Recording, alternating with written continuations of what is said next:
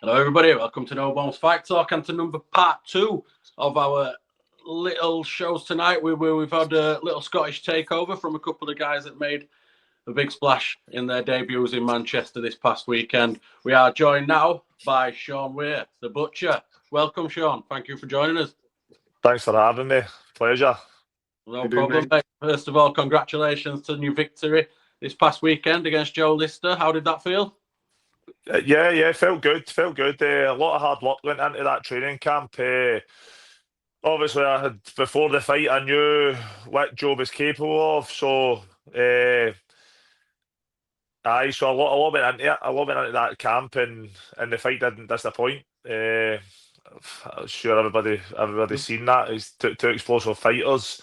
Styles make fights, and the two of us definitely put it all on the table there that night.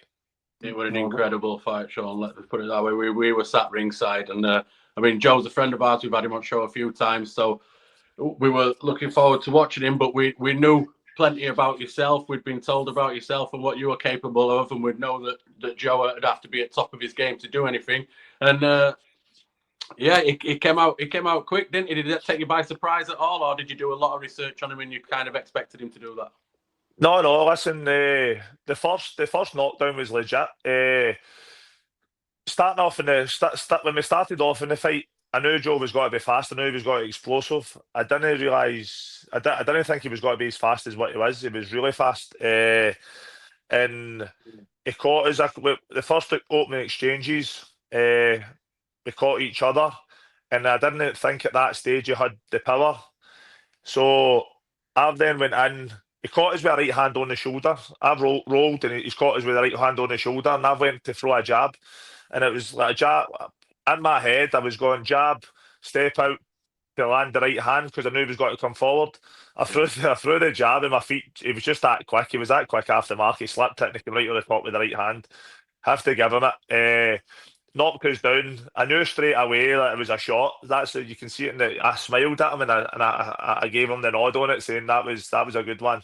And then we went back in, right back up, right back into it. The second one was a bit. I didn't think it was a drop. The second time, I went to level change, throw the right hand to the body. I was going to roll and come out up top with the left hook. I threw the right hand to the body. I've lost my balance a little bit, and then obviously I've been clipped with him. And obviously that's when the referees obviously gave us the count for the shot when my knee was down. So it was more of a slip. It wasn't a knockdown. It was more of a slip. And then obviously when the referee had said to me that he was giving Joe the knockdown, but I had time to recover. I didn't really understand that. I thought it was like one or the other. So I was a wee bit pissed off there. I don't know if you've seen my face. I was a wee bit pissed off there. I think Joe was like moving about, and I didn't know he never knew what was happening, and I just wanted to fight. But at the time, the referee was just obviously telling me to take my time. But as I was trying to say to the referee, I wasn't hurt. I was fine. Then we went for it. But I knew at that time that I was two drops down. I had to pull it out the bag. I had to come on strong. I had to rough him up.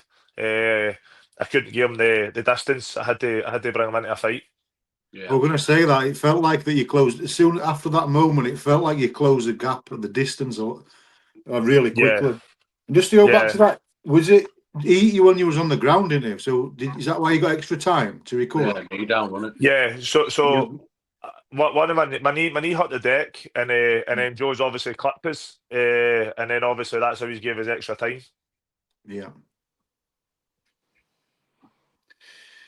Yeah, I mean, what can I say, really? I mean, we were stood there ringside in media area, and your walkout, the gladiator song and all that, and I would have stood there, and it was spine tingling, mate, honestly, because I knew what we're going to come at. We know Joe, we've heard about you, like Matty's just referring to what Matty just said, and it was just a moment for me. I was just thinking, honestly, like, it was anticipation, I couldn't wait for it to, I was like a bit nervy at the same time, and as soon as it got going, it was just like fireworks from the beginning. It was unbelievable. The atmosphere all night, I must say, from all fans, from Scottish lads, from Scousers, Manx, everyone else that were there, it was just the atmosphere and everything about the show for me were the best show I've been to, I'd say. Yeah, it was electric. I felt that, and when I walked out, I was actually when I get shouted out for the changing room, I didn't realise how big the show was until a couple of minutes before my walkout. And I peeked out the curtains and I looked and I seen the arena was packed. And I was like, "Ah, holy fuck." I didn't realise how big the occasion it was. And then obviously when the Gladiator tune means so much to me. It's I've got a close friend that committed suicide, and that was his tune, and he loved that movie, and he loved the tune. So when I hear that tune, it brings a part of him back to me, and it just gets me going. It gets me going. It gets me focused, and I know that I've got a task in hand at that. Yeah, some fighters, some fighters do put quite a lot of importance into the walkout tune, don't they? Like you say, it focuses you, gets you in that zone, so to speak. And I know some guys are not so bothered about it. They'll swap and change and they'll do them. But we've spoke to a few guys who say that it takes you to a place, so you're ready to go. Is that much like Yeah. that? You? No, 100%. It just it tunes me in, and then I know obviously I've primed myself to go at that. So I was tuned in. I was ready to go. I was in the best shape of my life. Just everything, it was good. I loved it. I loved it. I loved every bit of it. So what's the story for you? Then we've just spoke to your friend John, as we say, and John said he got a free fight deal. Was that same for you? Yeah. So we've got a free fight deal for the BKFC, first Scottish fighters to sign that contract, which is pretty nice. So I've got a wee bit of damage on my left hand, so I was going in on Friday to have a wee look at that to see if I need an operation or anything like that. But hopefully I'm fitting well to go again in the new year. Is that when you'll be looking for sort of early next year to try and get Yeah, back? my goal is to get a fight early next year and then hopefully line up. I've heard through the grapevine that the BKFC might be coming to Glasgow, so it'd be massive for me to headline or maybe get high up on the card on a home show, especially if it's the first time the BKFC's ever got to come to Scotland to be involved in that. It's got to be special for me. Yeah, we've heard that they're talking about a Scotland show as well. And I mean, I think they'd be silly not to, because I mean, you guys up there, you know how to bring an atmosphere, don't you? I know you brought quite a few guys down with yourselves this weekend, and yeah, I think it'd do well up there. You know what, Sean? It'd be some trilogy as well, wouldn't it? So you fought on first ever bare knuckle show in Scotland, one of the first guys to beat BKFC from Scotland, then also one of the first guys to headline in your own country as well.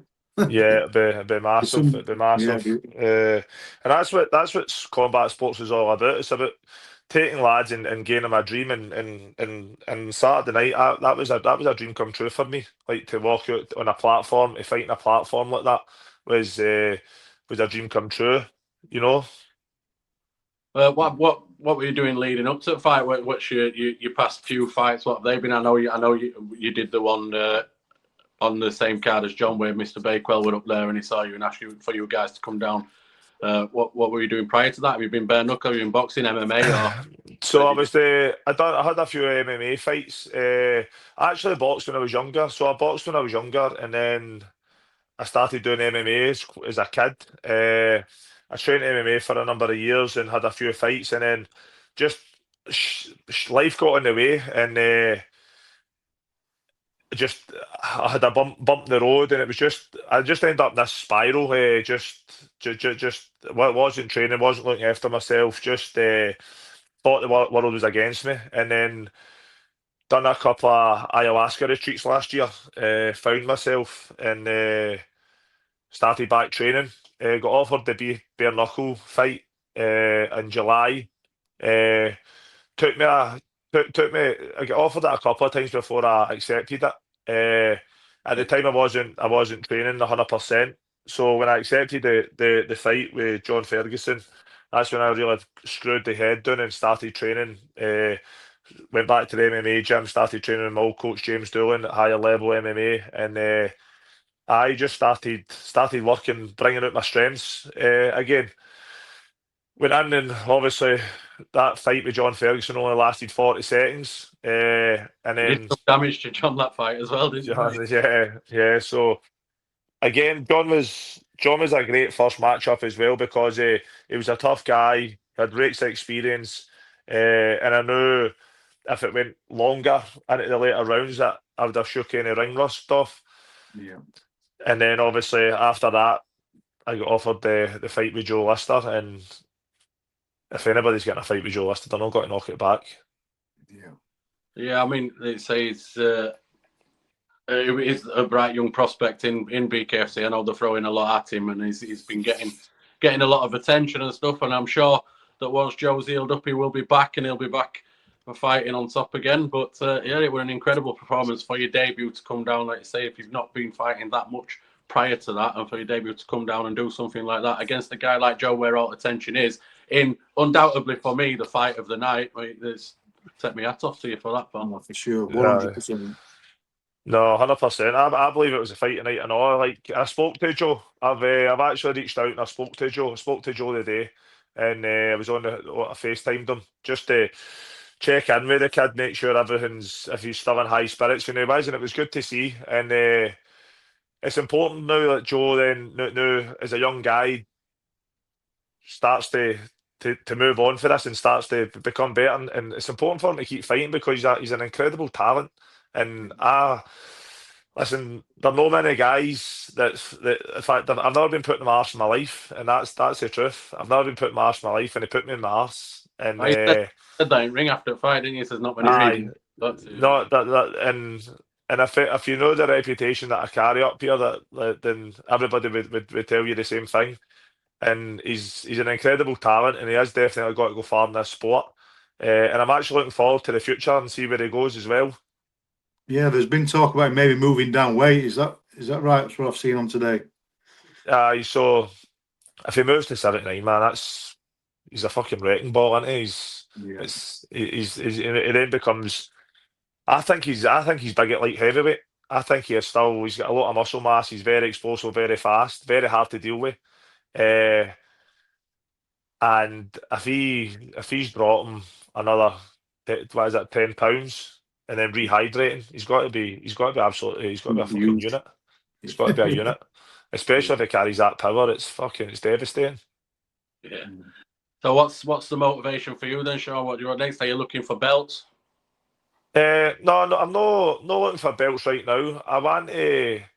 Listen, I'm not the type of guy that's got to sit here and start calling out guys and start making a fuss. Like I don't need to do that. I'll do my talking in the ring. Like I want good opponents. I do want to fight names. I want to test myself. The reason I get into bare knuckles is because I want to see where I stand. I want to see where I stand in the world stage. I want to test myself against the best in the country, and then I want to go in and try to test myself against the best in the world.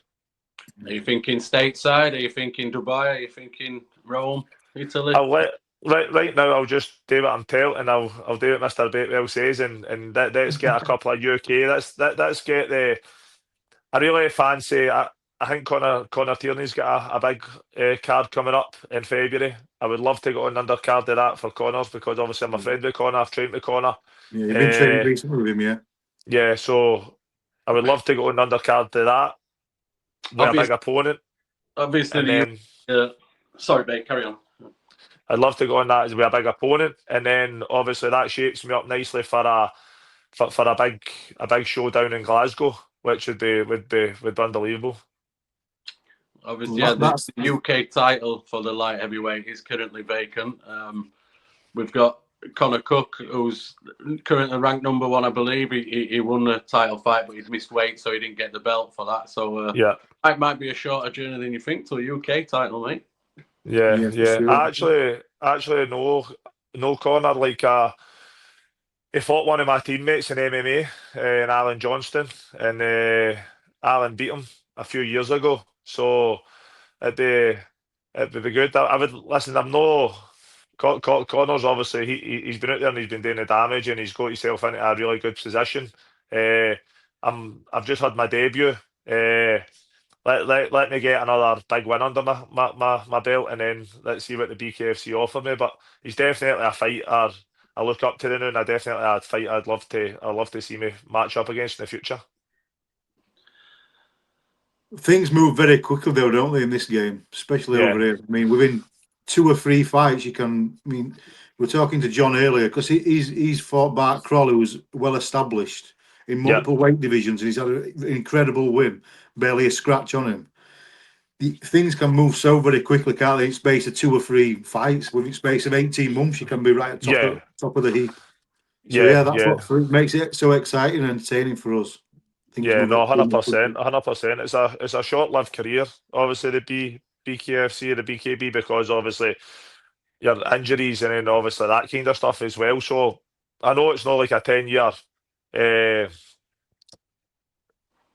Window. window I've got. You know what I mean? I've got probably. I'm very young still for the bare knuckles, so I probably got a good 4 or 5 years in us before I start hitting like late 30s and that. So I think like in that space of windows that I want to climb fast, and if you get yourself to a 4-5-0, then you're looking at the bigger title shots and that kind of stuff. And listen, my next fight, I'm looking for a top 5, top 3 opponent, and then after that, I'll be looking to see where I stand against the likes of Cook and the kind of guys. Yeah, it sounds like you've got your head screwed on, Sean. There, mate. You're showing you wisdom and experience. That no, let's not go at this head first and head on. Like you say, get your feelers out. You've had one good victory there over a very good, exciting prospect. Get someone up in rankings next to see sort of feel out where you are there, and then move on from that. But yeah, it seems like you've got a plan, and you'll be looking to stick to that, mate. Yeah, no, 100%, 100%. Absolutely great. Well, yeah, well, thank you very much for joining us, mate. I appreciate you coming on and having a chat with us. As I say, we thoroughly enjoyed your fight this past weekend. As I say, what fight at night, unbelievable, undoubtedly. For me, it were a great. It's one of them that just got you up on your feet, and you just keep looking. You're watching it open mouth, thinking, "Jesus Christ, what's coming next?" and as fight fans, that's what we all want to see, mate. Isn't it? That's what we all want. Just quickly, have they actually announced a fight at night? Then is there any bonus flying around for you guys? I don't know yet. I don't know. I've asked the question as well, but I don't know. There's nothing been set in stone yet. Hopefully, it'd be nice. It would be nice for me and Joe to pick that up, because the two has put on a hell of a show, and the two has wanted it. That was the most important thing. The two went out there to win, and I was actually talking to Danny in the hotel the night before, and I said to Danny, like, this is the type, everybody's talking about this fight. We just need to go out there and we just need to put it on the line. The two just need to win it, and we just need to give it to each other. And we done that. And I'm so happy. Joe came out firing, and I came out firing, and we put a smile on people's faces, and that's what it's all about for me. Well, you both had smiles on your faces backstage. We've seen the pictures of you both together. What were you chatting out there? Just having little verbal digs at each other backstage. That's it. We were just respect, innit? Like before the match, we never spoke before the match. I was in the zone, he was in the zone. We do our own things, but after the match, after you've seen who's a bigger man, and you have to be respectful. And for me, it was all about respect for Joe, because he is only 21 and he has got a massive future in this, and he put everything in the line. He did. He put everything in the line, and so did I. And it was absolutely brilliant. I enjoyed that. That was the most important thing. I absolutely fucking loved the fight. Yeah. To be fair as well, when the ref called it, he still wanted to continue, didn't he? He did. And that's He was showing his heart there. It was a lot tougher than expected, and after how it worked is he caught me with a cheeky uppercut. I uppercut him, he caught me with a cheeky uppercut, and I was like, "Oh yeah, cunt!" So I've hit him to the body because his hands were tight, and he dropped his hand out, and it just sweet as a nut. I brung the right uppercut up, picked him up, and dropped him. But as I walked away, I shouted, "Get up!" and because I knew the enemy were 2 for 2. I knew, like, I had dropped him twice, and I said, "We're new," but in my mind, I was just got to go right through him. And then when the referee called that, I did think he was going to get up. But when the referee obviously knows best, then listen, the players get out there safe. So that's important, you know. Yeah, that's right. Yeah, 100%. I think ultimately, Sean, I think the result will benefit both of you. You know what I mean? You got your first feel of it. You know where you stand and things like that. You know where you are, and I'm sure a defeat from Joe, who everybody's throwing praise at him, I'm sure it'll help Joe refocus and get his stuff together and get back in that ring ready for next time a bit more. 100%. So I'm sure he won't admit it yet, but I'm sure coming round it might be a silver lining for him. No, 100%. Okay, right. Well, thank you very much for joining us, Sean. We really appreciate it. Look forward to seeing you in the ring again, and hopefully, it's your next fight's as explosive as this one.